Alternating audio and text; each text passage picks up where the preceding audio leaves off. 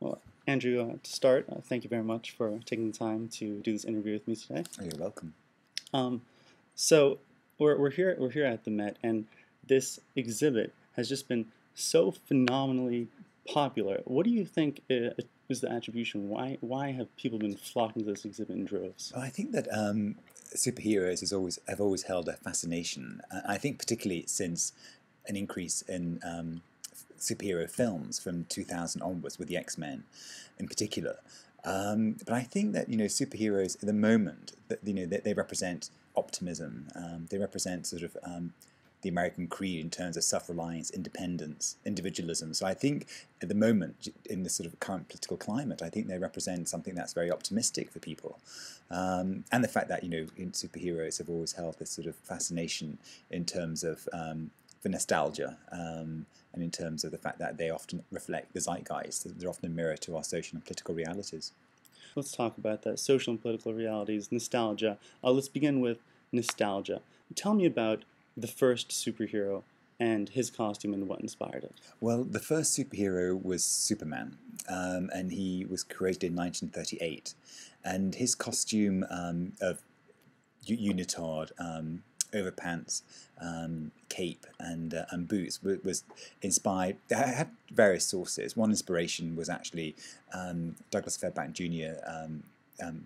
Historical films from the 20s, but also strongmen and circus acrobats from the turn of the 19th, 20th century, and they're very much an influence on superhero costumes. And I think after Superman, his uniform really was a blueprint for every other superhero uniform that came afterwards. And I think in particular was the chevron, the sort of the logo that actually identifies his identity, but also his powers as well, his superpowers. It also references his superpowers. So that's one of the sort of defining characteristics of superhero costume is the chevron. Tell me a little bit about how that does reflect superpowers. Well, if you think about Spider-Man, he has a spider which reflects his spider-like powers. Flash has a lightning bolt. So often they have a symbol that both reflects their name, their character, or their identity, but also the superpowers they actually contain as well. Almost like a hieroglyphic. Hmm. There's a type of superhero costume which isn't really so touched upon in the exhibit, and that's something more along the lines of the Spirit, or perhaps even Green Hornet, who wears just a suit with a mask. How would you define that type of superhero costume? Yeah, no, that's interesting. I think as well. I think that also the particular superheroes in Watchmen also have that sort of costume where it's just a mask, which is definitely a component of their of a superhero costume, the idea of denying your identity to the outside world. So I think a mask is something because Superman doesn't have a mask, Wonder Woman doesn't have a mask, but other superheroes who have uniforms have a mask. So I think it's very much part of their superhero identity.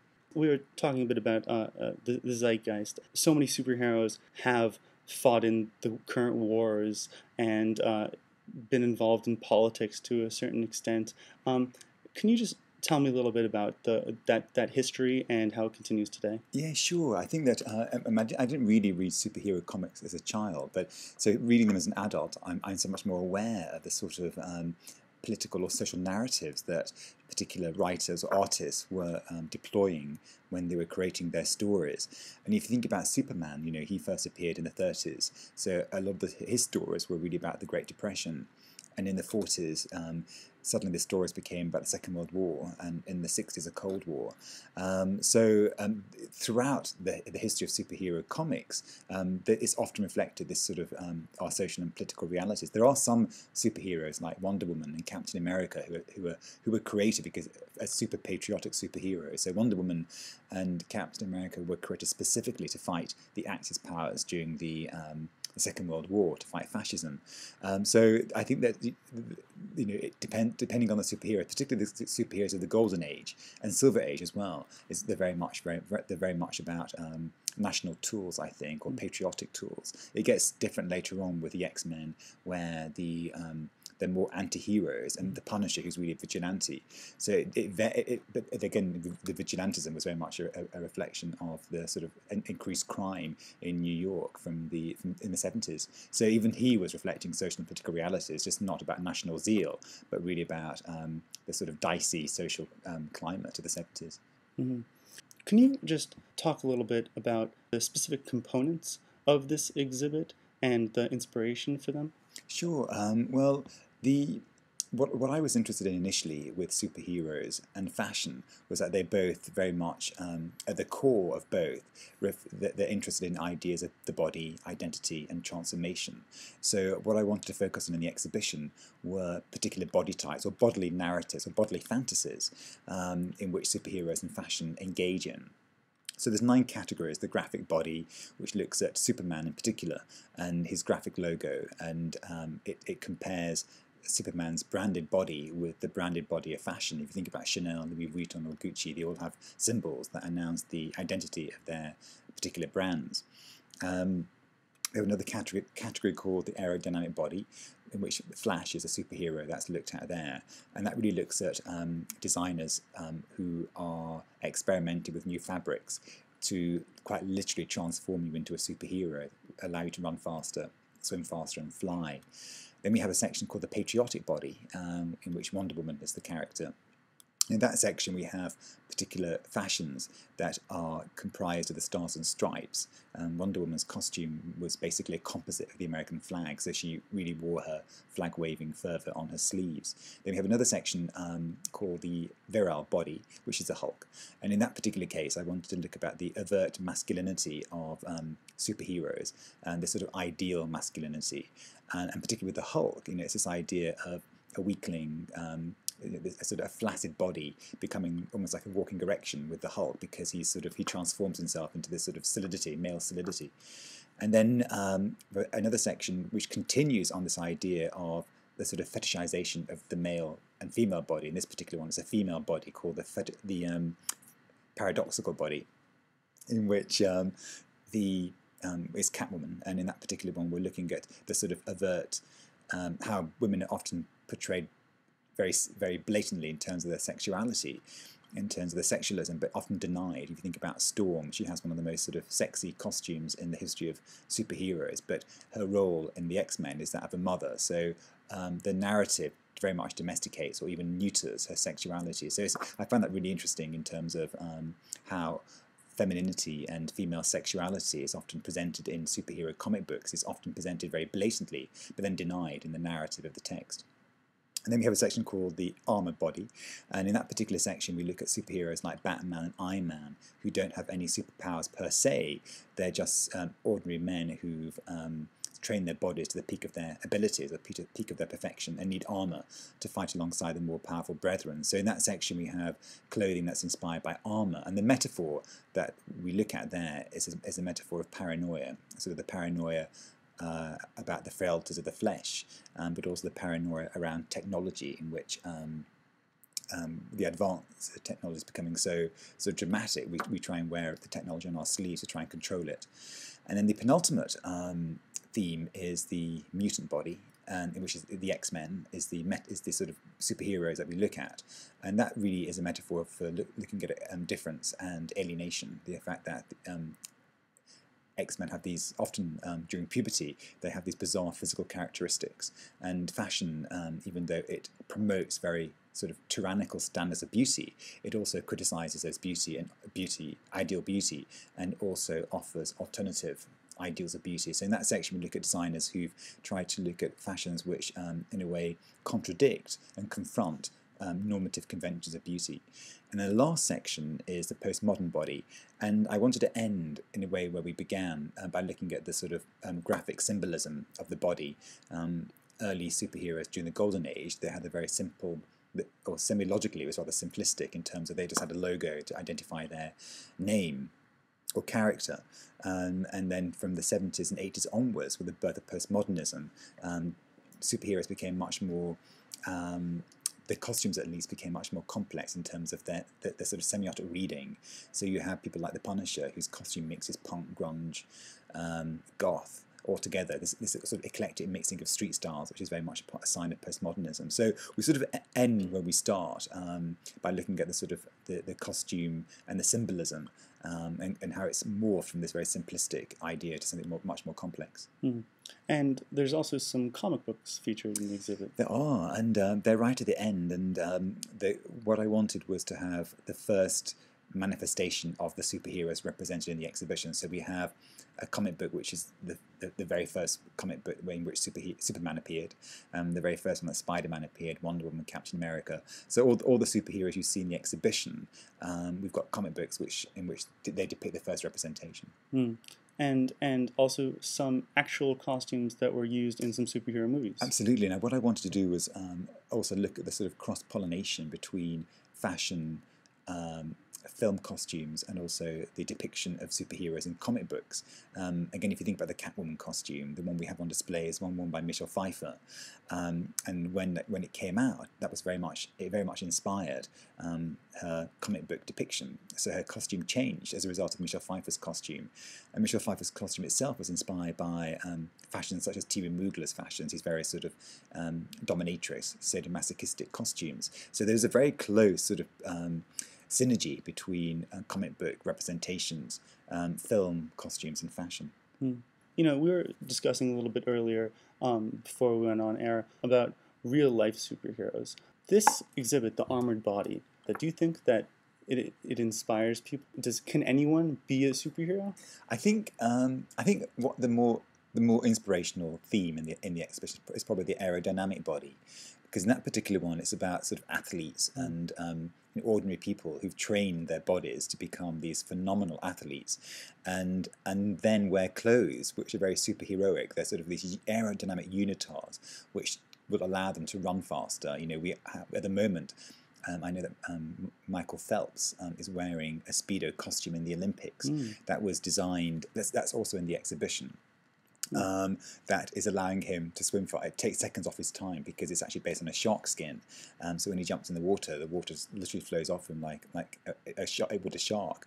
So I think that section is interesting. There's also flying suits by Attaire, soft wing suits in which Lara Croft famously wore one, or Angelina Jolie in the Lara Croft film wore a soft wing suit to land on a boat.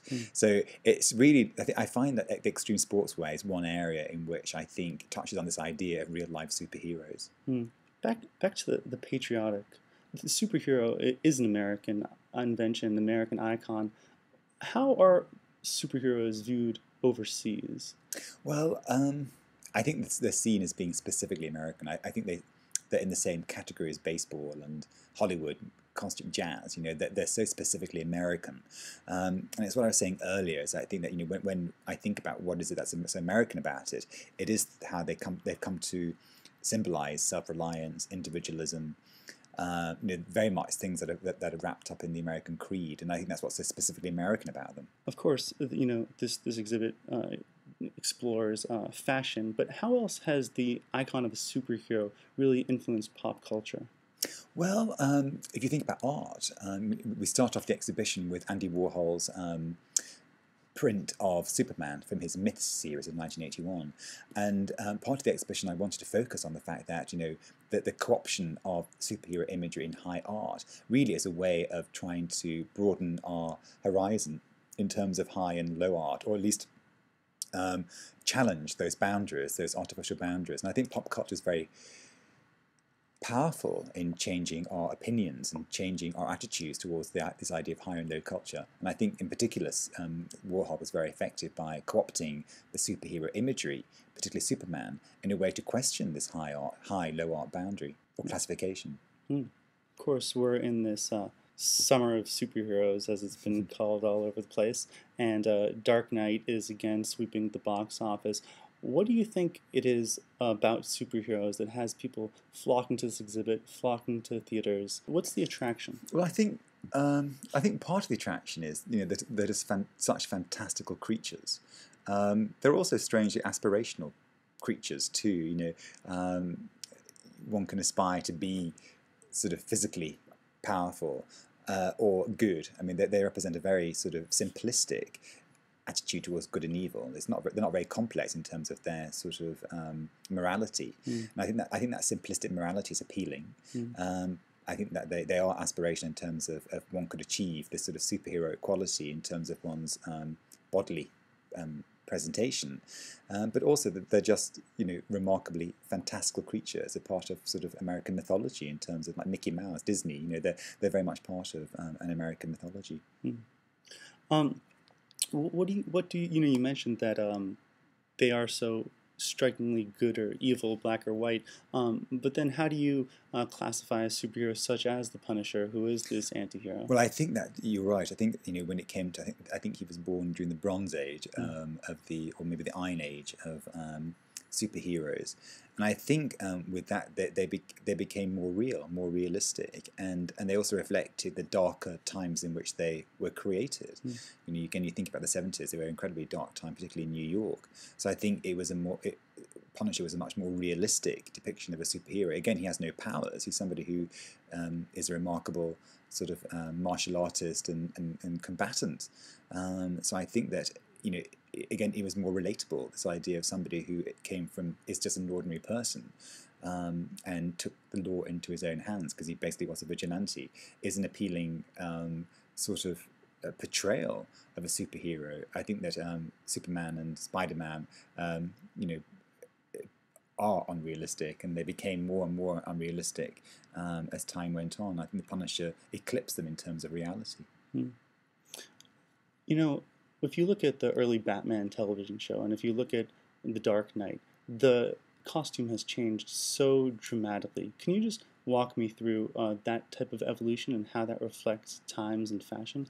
Well, I think that the camp Batman TV series was more accurate in its depiction of the superhero Batman's real costume. I think that part of a superhero's costume is to heighten his visibility. But I think what's happened with Batman is the symbolism of the night, of terror, this stealth-like quality has changed, which is part of what Batman was about, even though it wasn't reflected in his costume.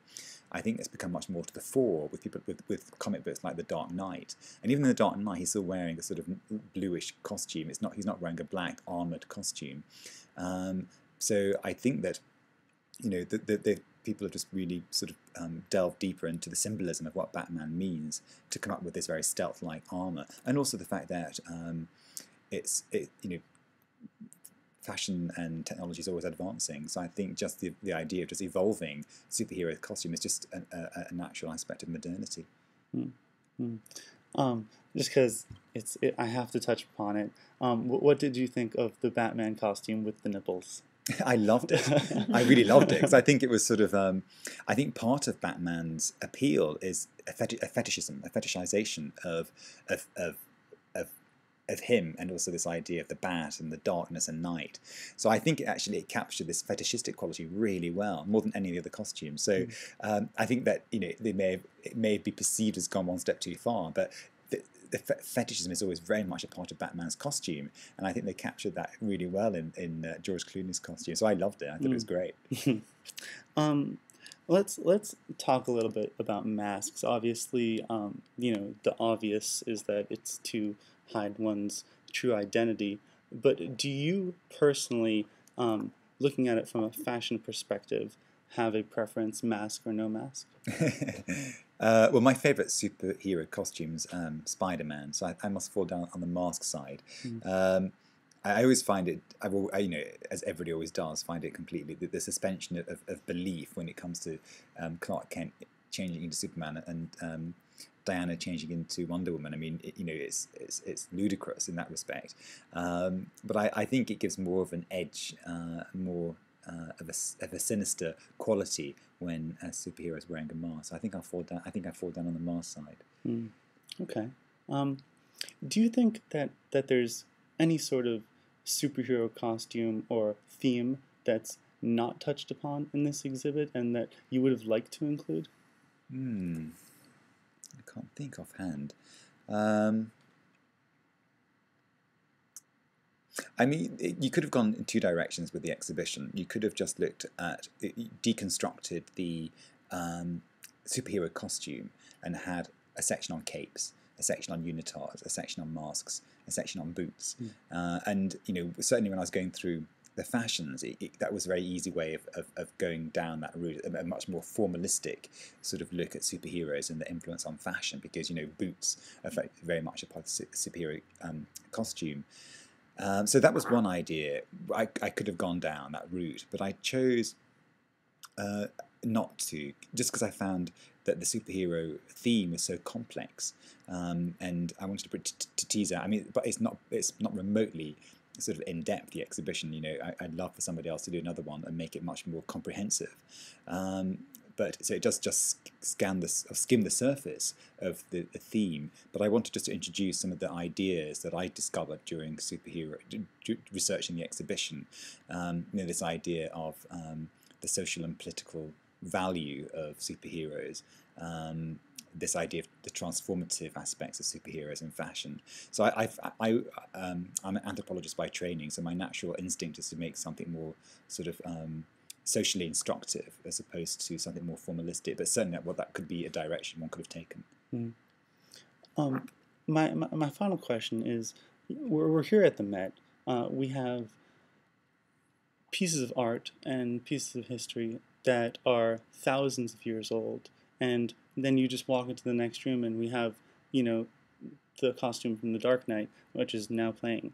How do you think that this superhero art, comic art, the costumes will be viewed in thousands of years? Well, I think that what's interesting is that I love the fact that the superhero exhibition is off the Greek and Roman galleries, because so many of the superheroes were inspired by mythic Greek mythology. Hercules, Samson, and Wonder Woman was inspired by Diana. So I like the fact that you actually walk into the Greek and Roman galleries and look at the sort of Greek antecedents of superheroes. It gives a context. And if you walk around the museum's full of superheroes, not just in the Greek and Roman galleries, but in the Asian galleries, the African galleries. Every culture has their own superhero mythology. So I felt as if, what's so nice, even though superheroes are so much grounded in popular culture, they're also grounded in mythology, into our value system, our belief system. So I felt as if the Met's a brilliant place in that respect, because it's all about giving contextualizing phenomena in a historical perspective. And I felt that the superheroes being surrounded by their sort of antecedents was something that was really, I think, would be something that instructive. And do you think that one day we're going to have these comic books? Well, I think already comic books are so well valued. And again, I think Andy Warhol did a great service to superheroes when he sort of co-opted them in pop art, and Lichtenstein in the 60s, 70s, and 80s. So I think already artists are using pop culture as a medium of expression, and also a critique, as I said, of the high art, low art dichotomy, and the artificiality of that in the 21st century. I think that's changing enormously, and I think that the idea of high art, low art isn't as relevant now as it was 100 years ago. And I think pop culture is a great forum to discuss those concerns. Well, thank you very much, Andrew, for doing this interview. You're very welcome. Thank you.